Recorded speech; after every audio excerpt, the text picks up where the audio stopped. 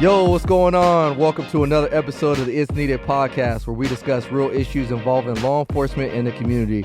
It's your boy Ryan Tillman, founder of Breaking Barriers United, and tonight I'm once again joined by my light-skinned wonder, AJ. Oh no, it's a popo, my light-skinned mother from another. Hey, how you doing, AJ? I'm good, brother. How are you? Doing excellent. I'm gonna start calling you Hollywood. We'll get into that later, though. Oh, here we go. Here we go. And tonight we actually have a very, very special guest. His name is Sean Larkin, and Shawn is one of the co-hosts or analysts on the show LivePD. Thank you for being on tonight, Shawn. Man, my pleasure. Thank you for having me. How you doing tonight? I'm good. And yourself? Oh, I'm doing excellent. And if you guys are wondering why I got this hat on, usually I wear a BBU hat on every podcast, but seeing how I am from Southern California, tonight is the Lake Show. And as soon as I get done recording this podcast, I'm driving to go see the Lake Show play tonight. So, you know, Good for you. It's a little AJ's a little hater just because we stole LeBron from him, Shawn. Are you in Cleveland? Columbus. Okay, there you go. Yeah. Yeah, he's still a little bitter though. That's all that he was their last hope. Yeah. He was. Ohio's gonna be See how we celebrating doing that. now? Ohio's gonna be celebrating that championship for 100 years, bro. Forever until the Browns win. I want to talk about them. Baker Mayfield, Yeah. boy. Hey, Baker Mayfield, he's a player though. He's a player. He is the real deal, man. I mean, Yeah. I'm a diehard Sooner fan here in Oklahoma, and that guy has nothing but love. I can tell you, there's a lot of Browns jerseys in Oklahoma now. Oh Right. wow. Nice. They The might guy's win. a winner, man. They He's a might winner. win. They might win 2 games instead of 1 now. Oh no, we won I just play. Now, what'd you think about the game? Speaking of Oklahoma, what'd you think about the game this weekend, Shawn? Man, they could have. That first quarter was horrendous, and when you go down 21-0 to Alabama or really anybody, man, it's hard to battle back. I'm glad they made it respectful. That's one of those games. I literally said it while I was watching it with some friends. Man, if we played this game tomorrow, this first quarter wouldn't go this way. It was just one of those that everything went bad for OU and everything was working for Alabama and the end result. But I hate to say it. I hate to admit it. Like I said, I'm a diehard Sooner fan. I've had season tickets for 11 years. But I said OU was going to lose by 10. They lost by 11. So, I mean, I know my team. Hey, you sure do. You should know. Yeah. I always say Alabama's some cheaters though. Like those dudes, I don't care. I don't see how they win so much. Like it's ridiculous. Well, you know what? And this happens almost every year. They talk about the SEC, man. Georgia, they made it respectable against Texas last night. SEC overall in the bowl season last couple of years, man, hasn't been it. So us Big 12 boys, get out there. We can play some offense. Our defense just isn't strong, but we can throw the ball around. We just win Heisman trophies here in Oklahoma back-to-back years. That's how we do it. Hey, in Southern California, we just get Heisman Trophy stripped from us. I won't talk about those though. That's true too. Oh man, well, hey fellas, thanks for being on this episode of the podcast.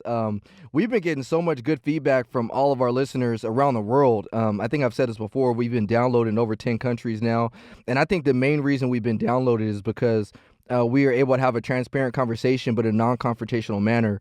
The last guest we had on the episode was Tam Burhi. And he's an agent / civil rights activist, and his brother plays in the league, and he represents a lot of guys in the NFL.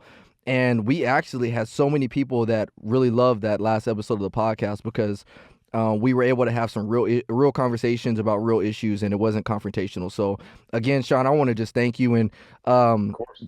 before I do want to touch on something. So AJ actually posted a video this past week on his Instagram account, and it was really cool. I didn't know my boy had some bars. I didn't know you could rap like that, AJ. As a matter of fact, you should have opened this up tonight with some rap, some bars. Oh, we might have to do that. Because you've been keeping that a secret, so I didn't know about that hidden talent, Shawn. He said, "Hey, go look at my Instagram." I look at it, and I'm like, "Man, since when did you start rapping?" It wasn't some Milli Vanilli. You're just moving your mouth and someone else is rapping for you. I think it was. It's the real deal. It was a real deal. But the coolest part about that video, so let me set the stage. The rap video was AJ rapping to some kid, and about real issues about how his dad, or how if he would have had, somebody, or he had the same issues growing up, but it's not an excuse for him not to succeed. So tell me kind of what inspired that, AJ. So that kid, his name is Mason. I actually have been mentoring him. Well, my partner and I have been mentoring him for probably about 4 years now. And the story behind that is his mother came to me out of the blue. She flagged my cruiser down, and she's like, "Hey, I need you to do me a huge favor." And I'm like, "What's that?" And she goes, "You're very well known on the south side of the area you work. Can you do me a favor and arrest my son?" And I was just kind of like caught off guard. Like, you don't hear requests like that too often. So I kind of got the backstory, and the story is her oldest son was bringing a lot of unnecessary drama to her house, and she wanted him to be incarcerated to help protect her family from like retaliation or anything like that. So we kind of talked back and forth, and kind of started doing some research on the kid, and found out that he's carrying a gun and selling drugs. And within a couple of weeks, we got a team together, and he actually ran from us, threw a gun, broke in the house, like did all sorts of crazy stuff. So we locked him up and sent him to juvie for a few years, and now he's in adult jail. But when we arrested him, I went back to the house, and I noticed that he had a younger brother, Macion, and I was kind of talking to him, and he just, I don't know, man, he just kind of pulled on my heartstrings. It kind of, yeah, I don't know. It's one thing to arrest somebody, but then to go back and talk to the family and see the family that's affected by it is another thing. So I just started talking with him, and realized he needed a basketball court because the basketball court in his backyard was damaged. So the precinct got together, bought him a basketball court. Fast forward 4 years later, I just wanted to do that video, and I wrote that rap to him, from me to him, to inspire him. Man, that's amazing stuff. That's amazing stuff, and that's the stuff that we don't always hear about. I think sometimes in the media they just like to blast a lot of the negative stuff that police are doing, and they don't really want to posterize stuff like that should be posterized. And so I wanted to highlight that. And the funny thing is unfortunately sometimes, the three of us on here, we do a lot of things with good intentions. We're out really trying to make a difference, and you'll still get negative people that will say negative things. Now, the great thing is that that video was met with a whole bunch of positive outpour, but you're still going to have that negativity. You can tell some people that the sky is blue, and you're always going to have somebody that says the sky is black. And 100%. And Shawn, I'm sure you can relate, and that's kind of a good lead in. So Shawn, tell our listeners and our viewers who you are, how you came to be, and everything like that. Yeah, man. So my name's Sean Larkin. I'm a police officer here in Tulsa, Oklahoma. Actually, this week I'll have my 22nd year on the department now. So I'm a wow. You've been around a minute. OG. Yeah, but I grew up in the Bay Area. Went to high school there, and I lived in San Francisco for elementary, middle school. Then went to high school in the suburbs of San Francisco. Moved here to Oklahoma to go to college, and I had no intention on staying. Thought I was going to go back to the West Coast and be a cop out there. Ended up doing my internship here, and I've been here ever since, basically. So I can promise you, though, I can live better on a policeman's salary here in Oklahoma than you can out there in Cali on a policeman's salary. You got that right. I'm over here all day. I live in a shed, just so y'all don't. Yeah. Just so y'all know. I'm doing okay. But no, man. So I'm older than you guys. I'm 45, and I grew up when kind of gangs and the crack cocaine era and stuff like that. When I was going through high school. That's when it was cracking out there on the West Coast. It was just getting started, the late 80s and early 90s. Mm-hmm. And so I went to a very ethnically diverse, school system my whole life. And so I just grew up around that. When I came out here to Oklahoma, and, Tulsa is just historically, it's a racially and financially very segregated city. It's a lot better now than what it was when I first moved out here. And just kind of growing up in that hip hop culture, so to speak, when I got on the police department, man, it was just natural for me. That's where I was going to work, was that side of the city, because even though I was this white boy, it was easy for me to relate to everybody and understand, a lot of that, the life and culture. So my whole career, man, I've been spent, chasing gangsters, trying to lock those guys up, so to speak, the guys that are out here, doing the shootings and the robberies and stuff like that. But to kind of relate to his story, so I've been the supervisor of our gang unit for the last 11 years, and we keep a board up in our office for the number of guns we recover, and that's the only thing we care about. We're looking at taking guns out of the hands of the guys that shouldn't have them, because every one of those you get, that's not using a robbery, it's not using a homicide, it's not using a shooting that night. And one of the guys in my squad, he came up with this great idea. He's like, man, we recovered 232 guns this year, and he says, man, how about for every one of these, we give a jacket back to the community when we're out there every single day. Everyone sees us chasing guys and car chases and, this type of stuff. And so this officer, man, was very financially connected in the city of Tulsa.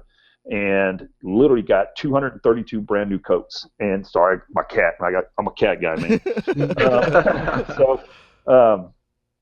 We did this, I think 3 years in a row. And this guy and his wife literally orchestrated this thing. We went back out there and we're giving out coats, and we had everything from literally 6-month infants up till, high school kids. And we just would pull into our housing projects and stuff like that, and just bam, we're going to start giving coats out. And people are coming out. Relating to what he was talking about, people hating on it, we're trying to do something really positive, and we had people complaining that we weren't giving out toys. That the coats we had one lady who's complaining that the coats we were giving out didn't have fur on them. And I'm just like, man, we're out here trying to, we're out here chasing the guys that are causing problems in your community. We're trying to still be out here doing something good, but it's still not quite good enough, and so, we had a lot of positive media attention, from it, but that's just an example sometimes of when you're doing something right, you're trying to, show, hey, man, we're not bad guys. We're regular people out here, trying to make your community safe, and you still get backlash at times. Yeah. The unfortunate part too is to highlight that. I don't even think you always get the negativity or the backlash only from the community either. Sometimes it comes internally. You'll try to do something and it'll be met with, hey, why'd you do that? Why you wasting your time? It's a waste of your time and this and that. And so, I think that's why the work we're doing is so important, because, this is actually, it contributes to helping with the mental stability of police officers and the community. And that's kind of our topic tonight, is the mental stability of police officers and the toll it takes over time, and then how we can address that. Both of you guys, obviously, you guys are I would call you guys, or consider you guys, social media influencers. You guys have a huge following. Shawn, can you tell me a little bit about the why you got into LivePD? And the reason I bring that up is because I don't want to make it a secret. Shawn is an analyst for LivePD. So tell our listeners, if they don't know what that is, and, how that's kind of helping you impact it, if it's allowing you to see the job differently or not, or anything like that. Yes, for sure. For those of you that don't know about LivePD, shame on you, man. It's the number one cable TV show on Friday and Saturday nights. Wow. They just actually, a report just came out. It was the number one DVR television show of all the TV in 2018. Are you serious? Dead serious, man. I promise. Dead serious. Dang. Just came out this past week. Just took your spot, AJ. No. So, anyways, man, what LivePD is, it's a television show. It's essentially the public is doing a ride-along with law enforcement. And we are in 8 different cities around the country. We have fixed cameras in the cars. There's a camera operator that's in the back of the car. And, if anybody's ever watched like NFL Red Zone and any of those type of things, there's a director who's literally with all these screens, and he's picking, man, let's go here, let's go here, let's stay here, let's go here. And so some stuff carries on through the whole night. It's just like those type of calls we go to that take 3-4 hours, and so the public kind of gets to bounce in and out and see how it's going. Some things are these basic car stops, hey, here's a warning, on your way. And sometimes they're with these guys when they're responding to a robbery or in a shooting. So as you guys know, there's no rhyme or reason to how our night's going to go.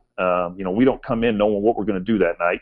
And so the public gets to see that just from 8 different police departments, and we show smaller agencies, larger agencies, highway patrols, sheriff's departments, municipalities, and so forth.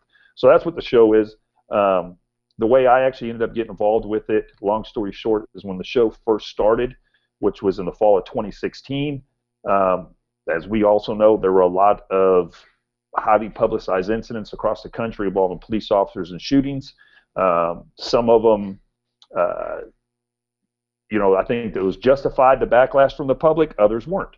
And so we had a bad rap out there, for like I said, some of it justified, some of it not. So when the show came up and I was asked to be a part of it as an officer that they rode along with, and I was like, yeah, of course, man. I know the way me and my guys, how we work, and we work particularly in the black community. I know how we work out there, how we get along with everybody. It's not the way it's being perceived on the news every single night. It's not like that. And, the short time period that the camera crews were with us, I felt that was shown. And I've been contacted from gangsters from across the country, regular people from across the country, law enforcement, of, hey, man, one, we had no idea Tulsa was that busy, but 2, we like the way you guys do your job. And so once our commitment here in Tulsa ended, they invited me to be a guest in studio. And it's just manifested into this full-time gig that, I'm just a co-host on the show now. So very, very fortunate.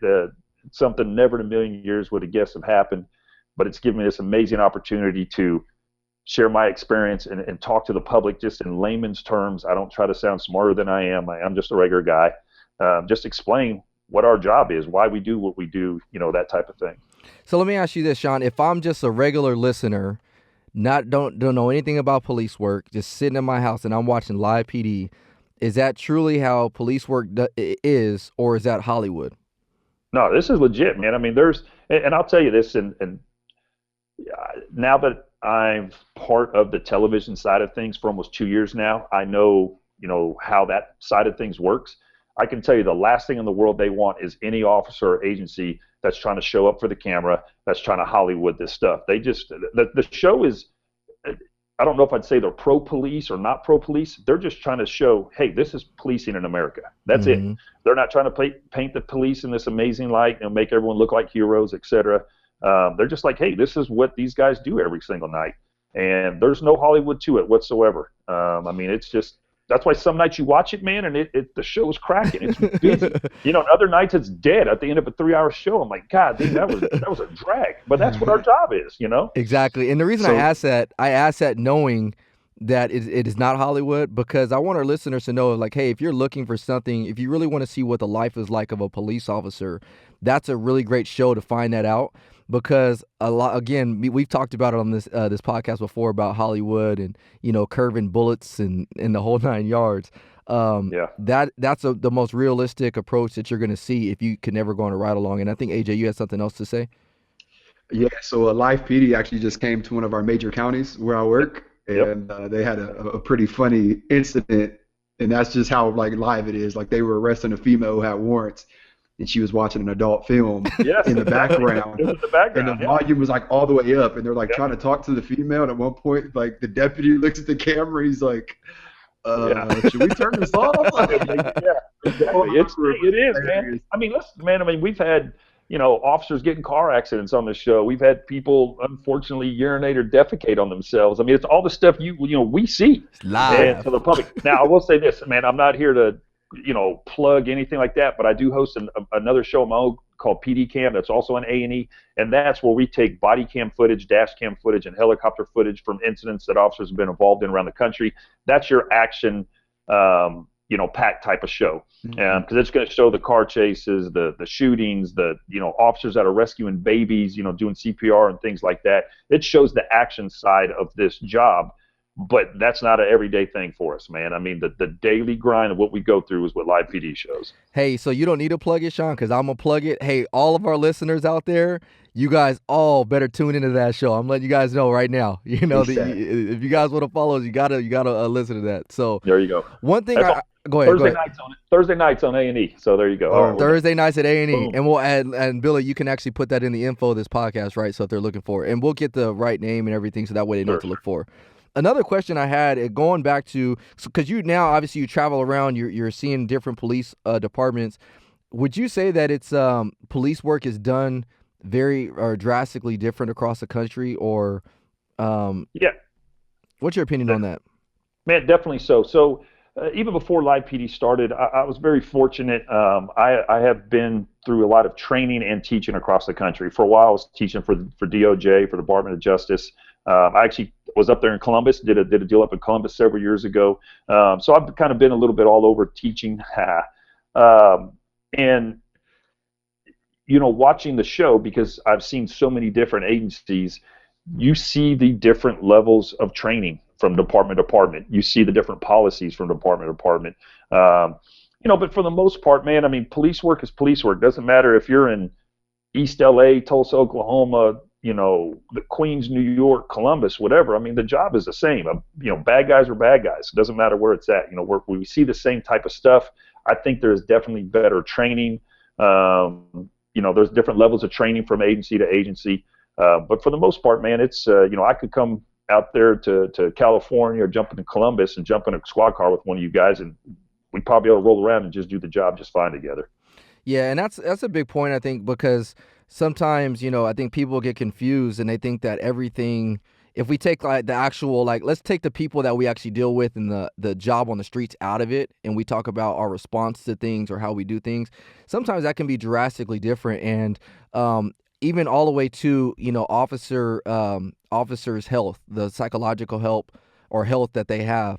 And so one of the things I wanted to bring up today, and we talked about this earlier, is as police officers, we see a lot of things.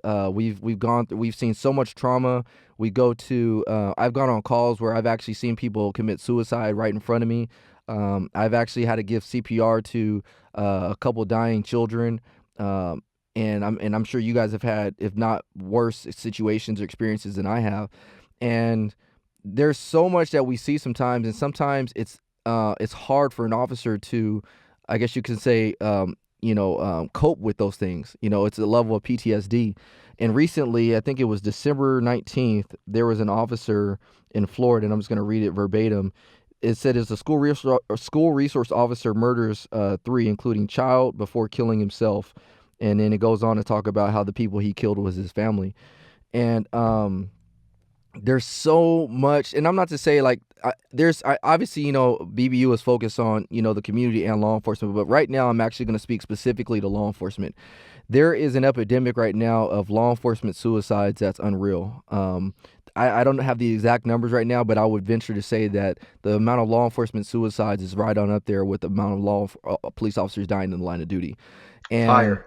It's higher, it's higher. It is higher. So when AJ does things like, rapping to that kid, or Shawn does his thing of hosting LivePD, and, me getting out into the public and speaking, this is kind of what helps us cope.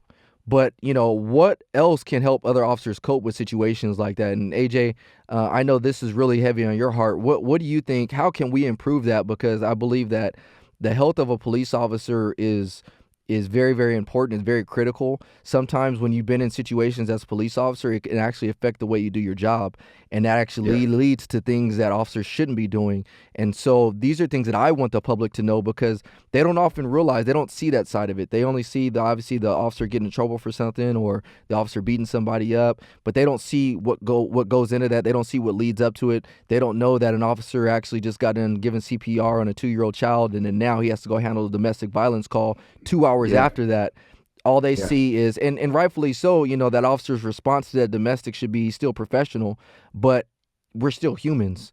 And I don't care how tough you are, it is very, very hard to, compartmentalize a lot of that stuff. So AJ, tell me your thoughts on that whole subject right there. Yeah, absolutely. I think there's 2 things that law enforcement officers could do to help that circumstance. And the first thing is communication. I feel like a lot of police officers, just in general, are like very A-type personalities, very macho. So sometimes when things are bothering us, we're not so quick to talk about it, right? Like we see something, we're just like, oh, we'll make a joke about it, not knowing the effects it has on us mentally, right? And, after so many years, and I'm sure Shawn could contest to this, and he's been on a lot longer than we have, those things build up, and they could come out in a very ugly way. And the second thing, after the communication barrier is broken, is to find a positive outlet. Keyword positive, right? Like a lot of police officers, I don't want to say a lot, but a handful of police officers will turn to a negative outlet, like, going out and partying, or, alcohol and what have you. And when you combine both of those together, you have a negative outlet, and you're not really letting people know what's going on. You could have very detrimental effects from that. What's your thoughts on that, Shawn? Yeah, absolutely. What I try to explain to people is, we're regular men and women that just happen to be police officers. We carry a gun, wear a badge, and get paid twice a month or once a month, depending on your agency type of deal. But we've got the same problems everybody else has in our private lives, whether it's divorces, fighting with your kids, financial problems, the stresses that everybody else has. We have them as well in our private life, and then we constantly deal with that in our work life. Because let's be honest, for the most part, the police don't get called to somebody's house because Johnny came home with straight A's. You know what I mean? You know what I'm saying? I mean, a lot of our contacts, got those straight A's. Yeah, we don't get called to the house for that. We get called when Johnny's beating mom up, or, the people came home after a hard day of work and their house has been burglarized, or whatever it may be. We're having these negative contacts with people at tough times in their life. And what I've tried to tell younger officers or anybody else that's contacting me asking about going into this profession, And I'm like, listen, man, I consider myself to be a good cop. I get this work. I understand it. I've been successful with it, but it's not my identity. You know, you can't let this job be your identity. I mean, when I'm off duty, I'm off duty. You know, because two parts, when you get to the end of this career, you still got to have life left in you. You know what I mean? If this is all you are and all you know, you're going to have a really, really tough and short retirement. But, you know, here in my police department, there are officers that have killed themselves, you know, while they're still employed here. And so you've got to have some sort of, just as he mentioned, some positive type of stuff out there. I'm a big fitness guy. You know, a lot of my personal friends that I associate with are not police officers. I have friends that are cops that are great friends, but I have a lot of guys that are not. That way I'm not out constantly talking about work all the time or, you know, that type of thing. And I'll even tell you this, I sit on our oral boards for people that are applying for our police department. And that's one of the structured questions we have. It talks about the stresses of this job. And so we ask them, you know, how are you going to handle the stress of this job? And we try to find out what they're going to say. You know, things like AJ mentioned, or you know, they're going to talk to somebody from their church, family. You know, they're going to find an outlet, whether it's fishing or whatever they do. You know, that's one of the things we look at now, even as they're coming into our department, is how are they going to handle this job? You know, the stresses that come with this job. I got to take notes from you, Shawn, because you said you're 45? 45. He looks like he's 25. So That's hopefully it, I can look like that when I'm 45, man. I'm going to be doing the right thing. Hey, you know what I mean? It is all camera angles, good lighting, and makeup, fellas. Oh, he's got it down. He's got it down. Oh, man. They call him Hollywood, man. I got this. So I'm going to bring up, because this is a transparent podcast, I'm going to actually share with our listeners a real life situation that happened to me, and kind of the way I deal with trauma like that. And so there was a situation, I'll never forget it. My partners know this. It was probably like 2:00 in the morning. We responded to there was like some drug deals going on at a local motel in our city. And so I got there, I looked at the camera footage, and sure enough, I was able to see on camera like these guys doing some hand-to-hand transactions. So I went in to go check on them. There was 3 people in the room, so we pulled them out of the room. This one guy, we had him go stand off to the far left. This one female was in there. We had her come out, and I had her stay with me. And then there was this other gentleman that we pulled him out, and I had him sit on the stairs because, you know, there was no other place for them to be. We wanted them separated. So as we're talking to him, as we're doing our investigation, the female, she had some, you know, stolen merchandise in her possession. She had some identity theft stuff. So I already knew she was going to go to jail. The guy on my left, we actually found out who he was. He didn't have any warrants or nothing like that. So after a while, we kicked him loose. And then the guy off to my right, my partner was dealing with him, and he was lying about who he was. And I knew he was lying because he kept saying, like, one, he told us initially that he had been arrested. So if you've been arrested, then you're in our system. So we're running him, and he ain't coming back. You know, there's nothing coming back to him. You know, we have no match. So I kept telling him, like, hey, you're lying. So finally, I go over and talk to him, like, look, man, you're lying. So unless you give me your name and date of birth and stuff like that, you know, you're going to go to jail. No pass go tonight, man. It is what it is. And so finally, after about 30 minutes of haggling back and forth, this guy, I got his real identity.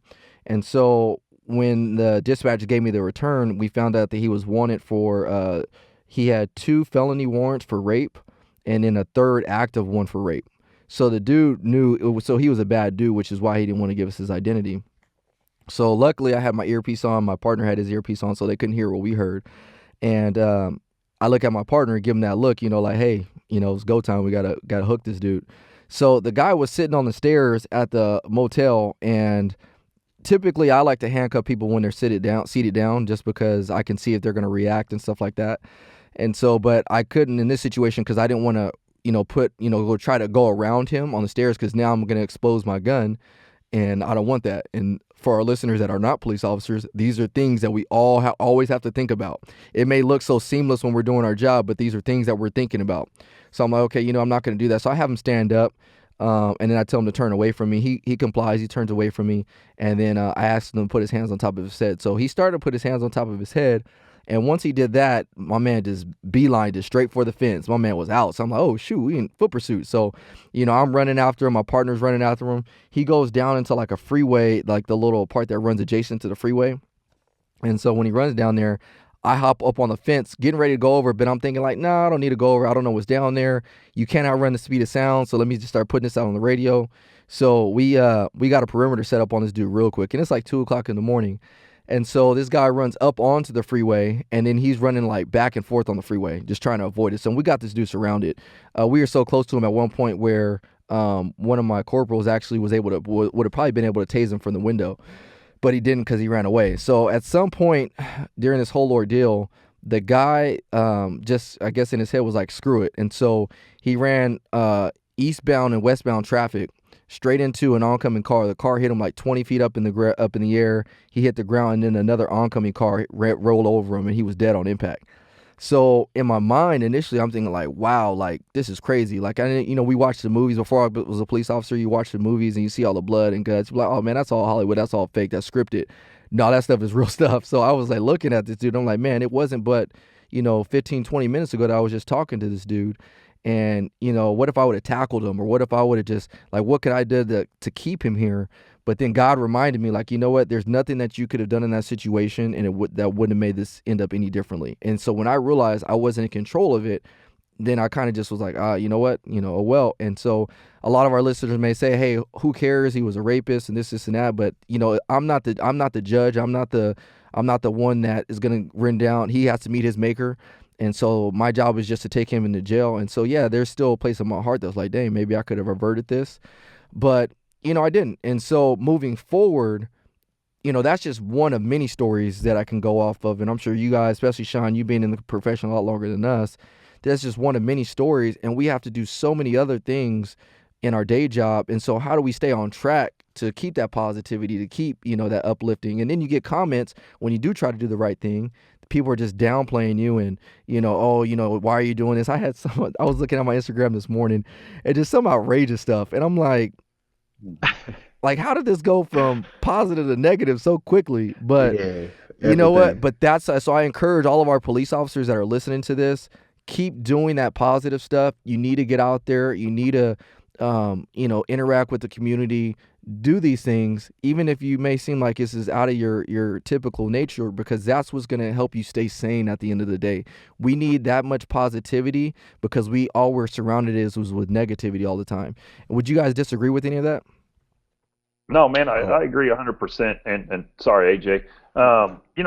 And listen, I can't speak for your guys' agencies or, other ones or smaller ones out there, but, we've got a psych services here for our police department. Man, for us, it's free, take advantage of it. When I went through my divorce several years ago, I went and saw him, chatted with him just because I was going through it. I was married 17 years, man. And, my whole adult life, I'd been married and kids. And all of a sudden here I was as a, 41-year-old man moving out of my big ass house and into an apartment.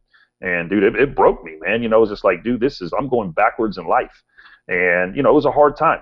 So I say take advantage of that type of stuff. There's people out there, whether it is through your own agency, your city, or churches, friends, whatever it may be, man, you got to get out there and talk to somebody. And just to kind of talk about what you were talking about, man, I've been in 2 shootings. I've been present on several shootings where other officers are involved. Just like you're saying, you saw this guy die. I've been there. And I worked 1 year on our major crimes homicide unit, and my guy had maybe 4 years on the department. And in that unit, you go to every unnatural death. So for a whole year, sorry, man, I got these cats. So, for a whole year, that's all I went to, man. Every suicide, fatality, car accident, accidental death, a child that just, an infant that just passed away during the night, whatever it may be, basically anything that a doctor is not going to sign a death certificate on, you have to go to. And, even though I said I've been in a couple shootings, all these other things I've been through, hell, I'll even tell you, man, that we had a federal corruption investigation here in 2010, and I got looked at for that. One of the guys that was a friend of mine got convicted and went to federal prison. So I've seen a lot, been through a lot, but nothing has like mentally bothered me, except for that 1 year I was in that unit. There was a boy who was 2 or 3 years old that I got called to the hospital to come photograph because he'd been beaten from head to toe from his father, and they thought he was going to die. And he actually ended up surviving, but my son was the same age. And, and so I just to sit there and like I said, it's weird how different things affect different people in life, but especially our job, how, one thing bothers one officer and it doesn't bother another. And, that's the one thing, man, in 22 years that's literally just like bothered me, but then there's other people that just go to, show up at a bad car accident and they're bothered by it or whatever it may be. So you've got to have, we have to have sympathy for each other, because, people deal with stuff at home and you don't know what's bothering who, and, that type of stuff. So for us as, cops, you always got to look out for each other and those type of things, man, help each other out for sure. And I think, absolutely. Real quick, AJ, I think my plea for this, for the community, and this is an honest plea, is that they would show a little bit more compassion and sympathy towards officers. And you guys have known me long enough and what I stand by, my values as, the founder of BBU. You guys know I'm unbiased when it comes to situations, but specifically talking on this episode, please show a level of compassion and sympathy for officers, because we understand that as community members and as citizens, you guys are going through something on a particular day where we contact you. That's usually when we get contacted, or when we contact you, is because you're going through a crisis. And so I'm not downplaying the crisis that you're going through at that time. Neither of those officers are not downplaying the crisis that you're going through at that time. However, as police officers, we go to crisis, from crisis to crisis to crisis to crisis. And after a while, that builds up. And so sometimes that's led to officers doing some unjustified stuff. You know what I mean? And I'm not here to justify those guys. But at the same time, you got to realize is that you don't know where that officer's coming from. And then that's not even to say or to include what's going on in our families, that officer's home life. Like, Shawn, you mentioned the divorce or, finances or whatever it may be. So that's the place where I will ask the community to have a little bit of sympathy for officers, is just because you don't know where this officer's at on that day. You just don't know. And if I can follow that, I apologize, AJ, not letting you get in on there, man. You're good. But and another thing is, I know it's so common sense sounding, but listen, I work with guys on my police department that are jerks. You know what I mean? They're just flat out every day. I'm like, man, why are you doing this job? Why are you here so disgruntled? You know what I mean? It's like, seriously, why are you here? And just like people that work in hospitals, or if you work at Target or wherever it is, there are people like that work in those places as well. Unfortunately, we have contact with the public. So, what I say to the public, or the community that does listen to this, is I know it's hard, but you have to remember, if you've had a bad experience with one officer who treated you like crap, it doesn't mean the next one showing up's going to, or that I'm going to, because if we went by those standards, both of my shootings involved black males. So, does that mean I'm going to think every black male's but that's, the part of the city I work at. So if I stuck by the same type of thing like that, someone says, hey, this cop treated me bad, so I'm going to be this way to you. It can't work. It's got to go both ways fairly. Wow. Go ahead, AJ. Yeah, so something that kind of like blew my mind a couple years ago, for those of you who don't know, every year I go to El Salvador on a mission trip for my church. And when I'm down there, I work with the police department. Every year it's something different. So 2 years ago, we were down there, and I was going to put together a stress management, how to cope with stress, critical incidents, and what have you, and just kind of help build them up, bring some positivity to their world. And I was talking to one of their supervisors, who would probably be the equivalent of like a deputy chief, so like directly underneath the chief. And I asked him, I'm like, what kind of problems do police officers face here? Not sure what he would say. And he said the exact same issues we faced here, as far as like suicide, alcoholism, high divorce rates, like all of these things. And it blew my mind that in a completely different country, police officers are dealing with the same thing. So if that doesn't speak volumes for what we're talking about, I'm not sure what will. And another thing I want to ask the listeners to think about is how many of you have watched a scary movie and had a nightmare that night, or seen something, you're driving down the street and you see a really bad car accident, and you're just like, oh my goodness, like you're calling your friends and you're telling them like, hey, I seen this, they had the road shut down. Imagine seeing that every single day of your life, or a majority of days, Right. And you can't help but think that this has an effect on us. I'll never forget, I went to a call where a father had just killed his infant for crying. Like he shook the baby because the baby wouldn't stop crying, and the guy was in the back seat of my police car, and he's like smoking and joking with me like it's another day. And the entire time, like, I just wanted to climb in the back seat with him. Oh, yeah. Like you just killed your infant child, and you're having a conversation with me like nothing happened, right? So I was on that run for a few hours, and finally my sergeant could see that it was kind of getting to him, and he's like, hey, we're gonna switch you out, get him in another cruiser. So I clear up, I take another run, I hop on a burglary alarm, show up to the house, knock on the door. The woman opens the door, and the first words out of her mouth is, well, what took you so long? Wow. And it just took me away, like if only you knew what scene I just left and like the encounter I just had, and you're upset that it took me too long to show up to your burglary alarm. Like, and those are just things that the average person doesn't think about. Like when people think about becoming police officers, they think about car chases and shootings and all these adrenaline dumping events. They don't think about like the homicides, the suicides, the crimes involving the elderly and the children and the crashes and everything that we have to see day in and day out. And unfortunately, when we post this on our Instagram and things like that, I'm 100% sure that one of the comments will be, "This is what you guys signed up for." But my response to that is that if I didn't, I know this is what I signed up for, but if nobody signed up for it, then where will we be at? Yeah. Hey, I'd still do it. Unify. I know all this. You know all this, and we're still here grinding, man. We know it, and I love doing it. Exactly. I wouldn't trade it for the world. Wouldn't trade it for the world. It's I think the level of impact that we've been able to positively do on a daily basis outweighs whatever trauma we see.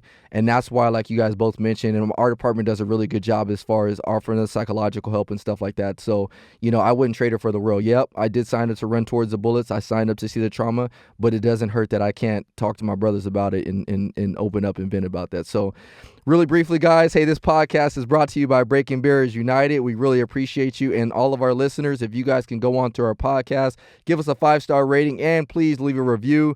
That's what's going to help this podcast grow. Shawn, again, I want to thank you. We're not done yet, but I do want to thank you for having this open dialogue with us. It means a lot to us. And so what I want to do is I want to transition. We're going to do two things. The first thing is so I want to give a shout out to this podcast I listen to all the time. It's called The Secret to Success Podcast by Eric Thomas, Carl, and CJ. And if you guys haven't checked them out, it's called S2S Podcast. I listen to it on a regular basis. They record every Thursday. But one of the things that I love about that podcast is they have a segment called Fair or Foul. And so basically what Fair or Foul is, they talk about situations in their life. And they ask the people on the podcast, is this a fair situation or is this foul? And so I love that segment. And so I loved it so much. I know the guys personally. I actually reached out to them and I said, hey, man, would you guys mind if we did a Fair or Foul segment for our podcast? Because there's so many different fair or fouls for law enforcement. And so oh my goodness, they gave us approval. So I want to give a shout out to S2S Podcast for doing that. But with that said, I want to transition into a fair or foul. I think AJ has a fair or foul this week. So I'm going to let you go ahead and take it away. Absolutely. So let me set the stage for you. So I'm at work, full uniform. It's something that you have to understand is when we're in uniform, like we're held to a higher standard, right? Like we need to be professional. There's things that we think that we can't say. There's things we want to do that we can't because we're in uniform, right? So keep that in mind while I'm sharing this story. So I'm telling my partner, I'm like, hey, I want some coffee. Can you hit up the local coffee shop? He's like, absolutely. We go to our little coffee shop. I walk in. I'm saying hey to everybody. There's two young ladies in front of me. I get directly behind them. I'm standing in line, and an older gentleman gets behind me. So I'm sitting there, I'm social. I'm talking to everybody. I'm talking to the older guy. I'm talking to the baristas. I'm talking to the two young ladies in front of me. Then all of a sudden, I hear this noise behind me. It sounded like a fart. So I'm like, man. I go, did this old man behind me just fart, right? No one else heard it because I look back, and I'm like, did he just fart? I'm like, nah, I'm tripping. Like, I didn't hear that. Try to play it off. So, yeah, so a couple seconds pass, and then I smell it, right? And the smell hits me, and I'm like, oh. I'm like, this guy just farted, right? So I don't want to say anything because, he's probably embarrassed. But then the two girls in front of me smell it. Oh, yeah. They turn around and look dead at me, right? So my first instinct was to go, it wasn't me. And to like tilt my head kind of towards the guy, and they were just like so blown away, like they were laughing. So my question is, fair or foul? Should I have not said nothing and let them think it was me, Or should I throw the old man under the bus? Oh no, bro, I'm throwing him under the bus In a all heartbeat. day long, Man, I'm bro. doing one of these right here. Yeah, I'm Oh, pointing. Hey, I'm Yeah, diming him full out, bro. uniform. Hey, he's foul for that, bro. And then he probably was he gonna let you just take it? Like, was he gonna let you take the onus on that? It's like he's looking around like, come on, bro. Like, you know you farted. And you know it stunk. And you know it's strong because we're in a coffee shop. You know there's strong smells in the coffee shop. And they look dead at me, like whispering back and forth. And I just go, hey, that wasn't me. And just kind of like point my head to the Hey, I think it's fair that you dimed him out and it's foul for him to do that in the coffee shop. Oh, there you go. man. And it was loud. Like, listen, fellas, like it was so loud I heard it in the coffee shop. I'm like, he just farted. And the girls like, probably looked at you like, oh, so rude. Right. rude. Disgusting. Oh, That man, is yeah. comedy. Hey, so whoever that was in that coffee shop, if you listen to this podcast, you know you foul for that one. You're super foul for that. Yeah. I ain't even say nothing like, excuse me, you know, give me a wink, something, man. Ain't nothing. Oh buy man. your coffee. Yeah, Something. something, Listen, man. Something. You had me blamed for the fire. Like, Oh man. I claim mine. You know. Oh my goodness, that's hilarious. Hey guys, so we're gonna continue to do a fair foul. I just thought it was funny, and there's so many different fair fouls, and for the sake of time, I can't get into them tonight. But thank you, S2S Podcast, for allowing us to do that for as a fair foul police edition. There'll be more to come. What I want to do is end off on a quick Q&A. Probably just we only have like time for one. Where are we at with time, Billy? 47 minutes. Yeah, so we probably have about time for one or two questions. So Shawn, for you, where do you see? I mean, because from where you started, because you started this profession 22 years ago, and you know, obviously, we're in a place where law enforcement is way different now. Like Very way much so. different. I would say you're probably on the latter end of your career. Yep. You know, where do you see law enforcement being in, 15, 20 years from now? Man, I think the biggest part that things evolves is just technology. Is what I've seen for this job. I mean, I came on when you got your calls over the radio and you had to write down the address, so to speak. Now we've all got computers and stuff like that. Stone Age. Yeah, I mean, it was, man, for real. And, when we got computers, we didn't want them. Then when we got dash cams, we didn't want them. It was just all this stuff. But now, now we can't do the job without it, is how we feel. But, man, I just think this job is just going to become more and more transparent, and I think that just comes along with the body cam stuff, the dash cam things. I think we in law enforcement, where we used to keep everything in-house because we're always worried about people out to get us or, trying to make us look bad, that now we just start publicly putting this and that out there, everything we can, so people can understand this job. And I think that even goes back to shows like LivePD and those type of things. It just helps the public see what we deal with day in and day out. I think that's going to be the big change. And I hope we're not running out of time, but one of the big things I've really seen change also is drug laws. Back in one era, man, I mean, you got caught with 5 grams of crack, you were trafficking crack cocaine, you were going to prison, and now, here in Oklahoma, because the prisons are so overloaded with dope-related charges, simple possession of any drug in Oklahoma is a misdemeanor. You get caught with PCP, methamphetamine, heroin, you an ex-convict, it's still a misdemeanor. That's what it is here in California. I say, listen, Oklahoma is a very conservative state, and I just couldn't believe, that passed here. So I think just a lot of that type of stuff we're just going to continue to see across the country is decriminalization of a lot of drug-related charges, because we have a lot of those violence things we still got to deal with out there, man. So I'll say this, and I didn't understand this before I was a police officer. I do believe that we went through a time in history where law enforcement was just trying to throw people in jail and prison, and unfortunately minorities, for anything and everything. There was a time that's the time that I'm not proud of as a country, and that's kind of set the stage to where we're at now, where now we're trying to undo some of that damage that was done, where now we decriminalize stuff. But what I will say is that by us decriminalizing a lot of these drug offenses, people don't understand that when you decriminalize that other crimes are going to go up. And I'm talking about more violent crimes, more thefts, burglaries. And that's not just a blanket statement. That is a factual statement. We've already seen it and where I patrol at. And the reason that is because drugs, alcohol, and money, those are usually like the three things, the root of all other crimes. There's usually something that involves, whether it be domestic violence, whether it be a theft, a burglary, whatever it is. Usually it's either drugs, money, or alcohol. That's the root of that issue. And so when criminals are allowed to, smoke, methamphetamine or crack or whatever it is, and then, you give them a citation and then there's no punishment behind it, then you're going to see them, soon after that breaking into somebody's car. And this is a fact. I never forget, there was a situation one time where I had arrested this lady for some drugs or whatever. And then with the call for services, she was acting up in a park. So I went to her. She had some stolen property in her possession, took her down to jail. I kid you not, about 8 hours later, I saw her back on the street and arrested her again for doing the same exact thing. Golly. And so this is real stuff. Like when I tell people like, hey, this is Ryan talking on the other side of the spectrum now, is seeing it actually firsthand. And so when you start decriminalizing stuff, it's a lead into a lot of bigger issues. And so I'm not one of those guys that says, hey, everybody needs to go to prison and all the other stuff. That's not what I'm saying.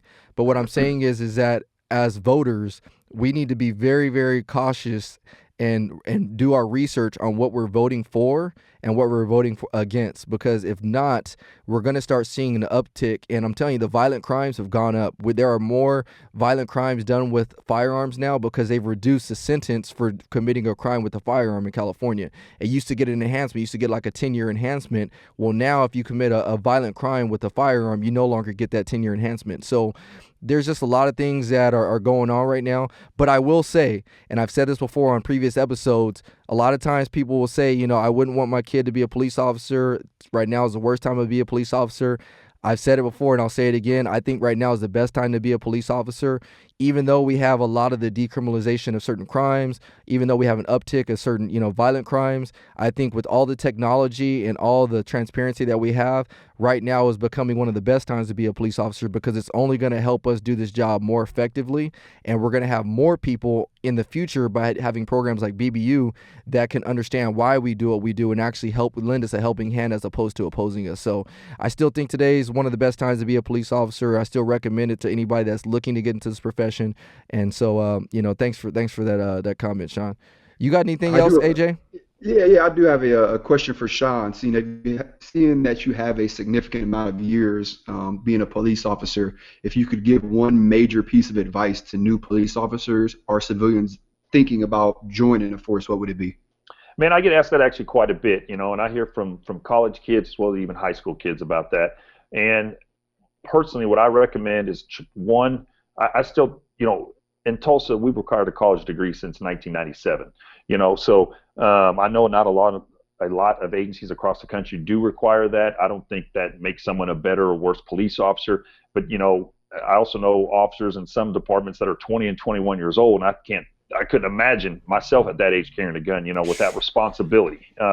So I do encourage people, hey man, go to college, try to get yourself at least a 2-year degree, if not a 4-year degree. It will help you throughout your career and advancement and things like that. I also recommend to people, try to work for a decent size agency, because you're gonna have a lot of opportunities to do different things, because you get burned out working patrol nonstop. You're going to get burned out working gangs. You're going to get burned out doing SWAT. You know what I mean? That type of stuff. So if you work for a decent sized agency, you've got a lot of opportunities to bounce around and do different things, mix it up every couple of years. So that's one of the big things I recommend to people. And the other thing is, man, just listen and talk to people. Mm-hmm. I tell them, I'm like, man, don't take that stuff personal. Just when you go out on these calls, man, you just got to talk to people. Don't take it personal. Those are the three big things I consistently tell people that ask me. Nice. Good. Hey, AJ, did you have any Mythbusters for tonight? No, I don't. I don't either. We'll come back on our next podcast and have a Mythbuster. Usually we have a Mythbuster, Shawn, but I got so wrapped up. I'm disappointed.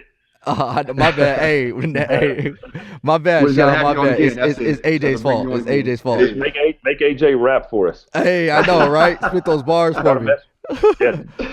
Hey, Shawn, again, man, it was a pleasure having you on our podcast. I consider you a friend now, and Vice versa, man.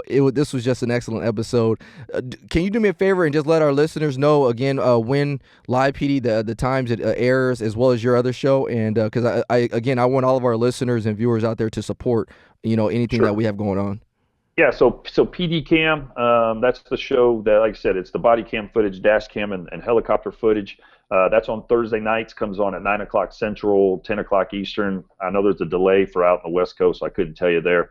And then Live PD is every Friday and Saturday night from 8 to 11 Central, 9 to midnight East Coast time. So I encourage everybody to tune in and watch them, man. Especially the Live PD. Like I said, PD Cam is your action-based show. But the PD Cam, that's as real as it gets of what you're going to see what police officers across the country deal with.